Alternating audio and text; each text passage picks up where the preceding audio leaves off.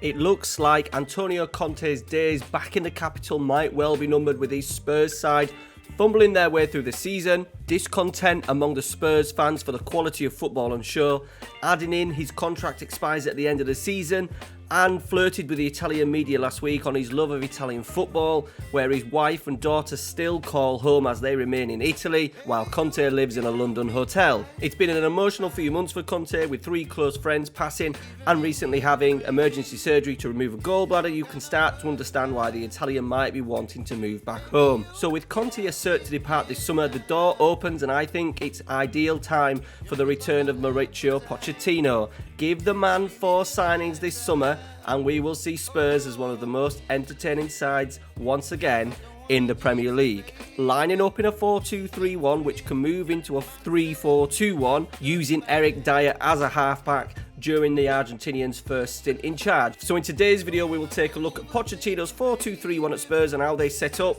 when the white side of North London were challenging for titles domestically and in Europe. And then we'll see how it looks in FM23. Tactic downloads, as always, for my Patreons. Go check out the Patreon as well, muchly appreciated. Links down in the description for that. Couple of questions I want you to get in the comments with this one, so stay tuned for that, just about who Spurs should sign in the summer. We're going to take a look at how they looked before in the first stint, and then what they made change a little bit. I think they're ideally set up for a 4-2-3-1 with just, I think, a couple of key signings this summer. Try and get out a few of the other players, and they might be well set for a real good push next season if Pochettino returns. All right, guys, let's get into it. Okay, everybody, so here is the Tottenham squad. I think quite well balanced for a 4-2-3-1. Obviously, the goalkeeper is an issue. We'll speak about that in a little bit. I'm not overly convinced on the centre-halves. Eric Dyer potentially as a little bit of a backup. I'm not convinced on Romero at all, especially if they go from a 3 to a 4, so maybe a signing that needs to be done in there. You also need to desperately sign a number 10. I've got an idea who I think could do that. They've got options in the wide areas with Richarlison, Son, Danjuma as well, Kuleveski, etc. Plenty of options, plenty of holding midfielders in Basuma, plenty of good fullbacks, Porro, Emerson Royale, Sessegnon, Ben Davies, Reguilon will come back. I think he would be used more under Pochettino than Conte. So the basis is there without having to spend 500-600 million. I think they're very, very close if he can get it right with this tactic. Now, the tactic itself is a 4-2-3-1, a deep 4-2-3-1. Obviously, over the years, because he was there for some time, the tactic, it went from a 3-4-2-1 at times, but generally was a 4-2-3-1 with different players. The squad was obviously built over a period of time. However, my favourite one was, we're looking at Lloris in goal, we're looking at a back four of Trippier, Alderweireld, Vertonghen, probably a Danny Rose, Davies. The middle two of like Eric Dyer and Moussa Dembele. Christian Eriksen picking up that right-hand side with Dele Alli as a shadow striker in behind. Very important role. And then obviously Son and then Harry Kane. Maybe in the earlier days. Obviously now, would he play as a complete forward and attack? Probably not. You may be looking more at a deep line forward. But in this like that heyday of that Ali, Son, Eriksen, Kane, he was definitely a little more higher up the pitch. Now, Spurs are, I think, ideally set up with the players that they've got. They've got good cover in all areas. Suggestions. Okay, don't shoot me. All right. Number 10, they desperately need that creative central player. Now, it's been quite difficult for me in this tactic because we haven't really had that role. We've tried Sonny there. We've actually played Kuleveski there. He's done okay, but it's not his natural role. So they do need to sign a number 10. My suggestion would be James Maddison. I think he would be at a level where, obviously, used to the Premier League, tried and tested. The Spurs have spent a lot on foreign players over the last few years. And Dembele, Bryan Hill, Lo Celso. There's probably another 10 in there, but those are the first 3 that come to mind that haven't really worked, costing in excess of £100 million. So that would be my first one. Obviously, that one would cost a fair bit, but that would be the marquee signing in the summer.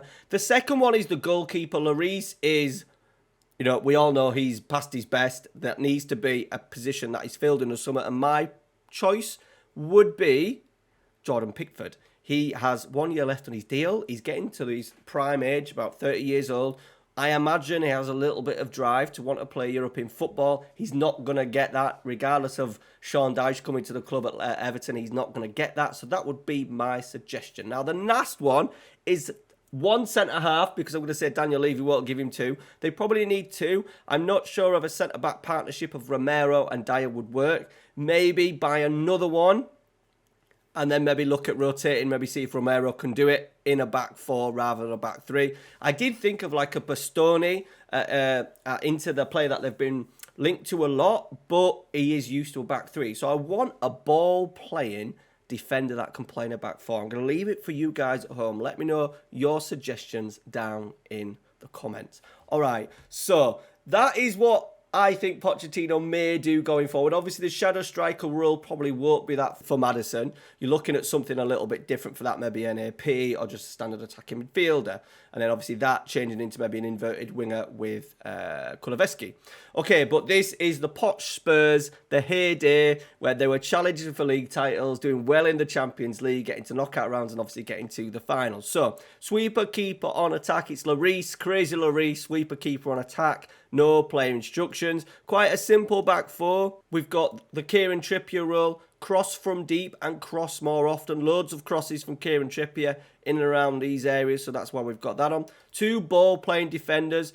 Mainly because the left foot of Vertonghen's so good at that switch and those sort of like sweeping balls, and the same for Alderweireld. He was probably even better at it, to be fair, sweeping round to that left-hand side. Wing back on support, you're looking at Danny Rose. We're looking at Davies. I've got Cross from the byline with that. And then into the middle of midfield, well, into the holding roles in midfield, we've got Eric Dyer playing as a halfback. Obviously, the Spurs side now can do this really well with Bentancur, Basuma, and who's the third one? Højbjerg. Okay, so they've kind of got that in there ready to do that, but Dyer would do it, and this is where they sometimes then transformed into a 4-2-3-1. With Eric Dyer going in there, you would often see then Christian Eriksen dropping in to make a midfield two, and then the two widers, maybe Dele Alli going out to one of the sides and playing from there. All right, so Dyer in as a halfback, and then the Volante role, we've got, obviously it's going to be Moussa Dembele, take more risks and dribble more. We want him to we want to see that Volante running and then expressing himself a little bit more. So that's why we've got that as a role. I was unsure about, playmaker and stuff, but he was a dribbler, wasn't he? He was a dribbler, he was a roamer. He wasn't so much known for his passing range. He was good at breaking up play, he was quite strong, quite physical. So I think Volante on support with those player instructions suit him really well. And then into the front four, we've gone for Eriksen on that right-hand side, just as an advanced playmaker on support with a player instruction of sit narrower. Obviously, you're going to see Kieran Trippier getting in there. He would sometimes join in as well to make a middle three. Over to the left, we've got Sonny. I've put him as an inside forward on attack. We want him to be that goal threat, going in behind the defence, exploiting any gaps, maybe between centre-halves and full-backs. Obviously, you're going to still get the width from Ben Davies and Danny Rose on that left-hand side. The shadow striker has to be Dele Alli. He had two fantastic seasons and then I think was ruined. He got pelters in the World Cup. I'm going to stick up for Dele Alli a little bit here. He's not helped himself, I'll give him that, but it was kind of a bit of a downhill from that up to the 2018 World Cup. He then played for England, a boring-looking England, a cautious England in that 4-3-3, and he wasn't that. He's always been a shadow striker, a number 9.5 even. I've used him a little bit in my Everton save as a striker and has done really well. So we're going to use him as a shadow striker. And then obviously in behind Harry Kane, we've got him as a complete forward on attack. He could do it superbly well in FM. Obviously, as he gets older and his speed drops off a little bit and how they've played a little bit more on the break, he has come deeper and deeper and deeper, but when under Pochettino, he was still doing that, but generally was a little bit higher up the pitch. And with Harry Kane, there is one player instruction of shoot more often. Okay, into the team instructions. Positive mentality with shorter passing, higher tempo, overlapping on the right. We want to create that overlap with Eriksen coming in and obviously fullback, wing-back going round. Attacking width fairly narrow. They were quite narrow. They tried to probe, create. They weren't over-expansive. It did help them within transition as well. We've been quite narrow. Higher tempo, I've said, never time wasting. Working to the box as well. It kind of conflicts a little bit with the Kieran Trippier role, but I would like to see Kieran Trippier crossing from deep. He was the only one that generally would put loads of crosses in the box. Danny Rose, Ben Davies were not great at it. Most of the crossing numbers did come on that right-hand side from Kieran Trippier. So working to the box, everything else left blank. In transition, obviously a counter press and counter, very aggressive side in the press, had some really good pressing numbers, possession numbers as well, so getting the ball back as quickly as possible. Distributing quickly, but we want the goalkeeper to give it to the centre halves. We want those two to play for Tongan and Alderweireld. And then out of possession, higher line, high press, what Spurs did a lot. Obviously haven't done it for a long time under Nuno, Jose and Antonio Conte. They've actually looked quite well in a 3-4-3, and there will be a tactics video next week on the channel. I'm calling it the Conte on speed tactic, where I'm using a 3-4-3 that I've created, and we're going to put it in Spurs and see how it does with a high line, high press, a higher tempo.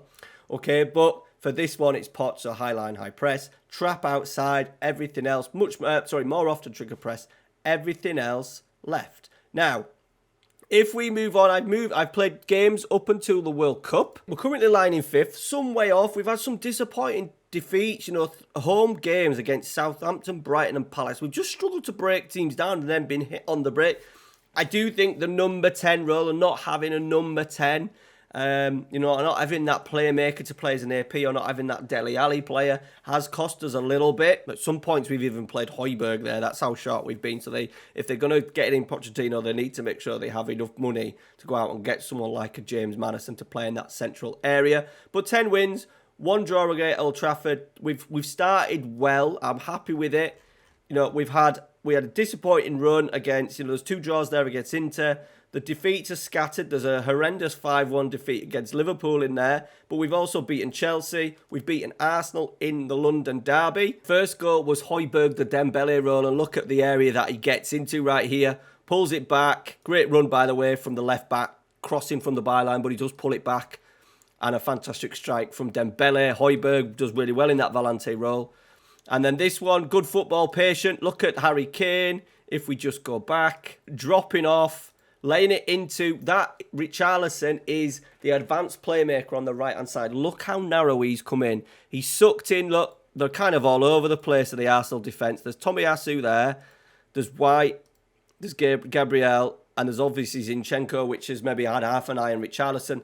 Opened out that space on the right-hand side. Didn't need it. The run from Kulusevski playing as the shadow striker. You can imagine this. Eriksen to Dele Alli. Great run from Kulusevski. Absolutely burying it. And then the third one, building out from the back. Dembele with the long ball. There is Sonny. Sessegnon coming on a sub, playing that inside forward role. Getting to the byline. Getting tackled, but there's a great press in there. High press, good counter press. Brilliant pass from Bentancur. And a really smelly finish from Sessegnon. But the inside forward getting into really good areas. So that was the 3-0 win. Let's have a look at the 5-1 win over Celtic as well in the Champions League. Once again, Richarlison playing as the advanced playmaker. Lovely pass into Kulusevski, playing as the shadow striker. Look at the run of that. Really good as well, because if Harry Kane's dropping off a little bit, like we've seen at times, important that we have someone going in behind. We do have that as well with obviously Sonny on that far side. Sonny getting in there as that second striker. Good play from Kulusevski, and obviously a really good finish. This one's a really good counter press as well, getting the second ball. Sonny in. I think also the movement of Richarlison coming in really narrow as that advanced playmaker, allowing that space for Pedro Porro on that right-hand side. He gets to the byline, gets a little bit of lucky in the match engine, but once again, that created movement from Richarlison coming in creates that overlap. I must say, the advanced playmaker on support is a role that I'm really enjoying looking and watching in the match engine. And then the third one is a little bit of it's the second phase of a corner. We've kept them penned in. We work it well, but I think the best thing as well is because you've got Kane, Kulusevski, Son, advanced complete forward, inside forward and shadow striker, you're going to get options in the penalty area. Richarlison's put a lovely cross in and Kane made the most with the header, but bodies in the box, very important. And then Perisic on a run, playing as that inside forward, coming on for Son. Great football. There's Harry Kane. On the last line of defence, that Son, not obviously it's Perisic, but the Son role, that little bit of partnership coming off the line. Look at Sessegnon as well. We're backing play up. That's really good. Look at the wing-back position, the 2 defensive midfielders, backing up position, the wing-back. So if there is a clearance, we can try and pin them in and don't let them out with that counter press. All right, guys, that is it. Hope you've enjoyed it. I think the tactic would work better if I could we've seen some really good movements with the advanced playmaker, the advanced playmaker coming inside and that shadow striker. If we just maybe get You know, Kuleveski would be probably better out on that right-hand side. Richarlison's done a job for us, but I've had to use Kulo in the middle. If we could get that shadow striker or that attacking midfielder, would work really well. And then maybe going forward, Spurs-wise, you could maybe look at Harry Kane as a deep line forward on attack. I wouldn't put it on support. I'd still put it on attack. And then maybe get that shadow striker going in behind. I'm not sure if that's more of a James Maddison. I don't know if he likes the runs. He's not got the burst of pace that a Dele Alli kind of has or did have. So that may be something to look at. Obviously, if there's no that real penetration in behind, then we maybe need to play Harry Kane a little bit further up. So stuff to think about if Mauricio Pochettino comes back to Spurs in the summer. All right, guys. Thanks for watching. Take care. See you later.